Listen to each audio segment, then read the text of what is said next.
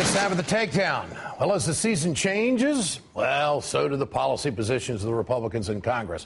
After the midterm elections last fall, the soon-to-be Speaker of the House, John Boehner, said that he understood the serious need to raise the federal debt limit. This is how Boehner instructed fellow House Republicans on the debt ceiling in November. He says, I've made it pretty clear to them that as we get into the next year, it's pretty clear that Congress is going to have to deal with this as adults. Whether we like it or not, the federal government has obligations.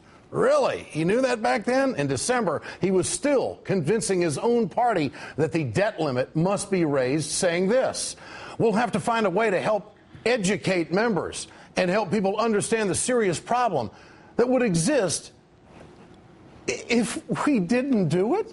Am I reading this? Are you comprehending this? And here he was the following month, speaking to Fox News anchor Chris Wallace.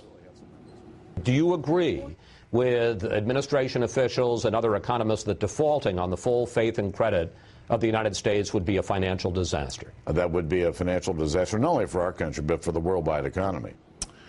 Flippity-floppity all over the place. But after successfully holding the government hostage last week over spending cuts, Boehner changed his tune.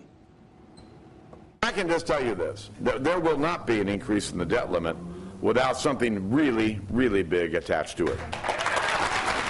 For months, John Boehner said failure to raise the debt limit would cause a worldwide financial catastrophe. And now he says he's willing to cause that catastrophe if the Republicans' demands aren't met. Isn't that kind of goofy, folks?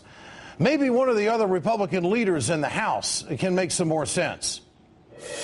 There comes at time leverage moments here, a time at which the White House and the president will actually capitulate to what the American people want right now, whether it's spending caps, entitlement reforms, budget process reforms. These are the kinds of things that we're going to have in order to go along with the debt limit increase. Somebody's got to remind Eric Cantor that part of the reason the debt ceiling needs to be raised is because the Republicans demanded the extension of the Bush tax cuts. Can they add and subtract? That's $4 trillion all on the deficit.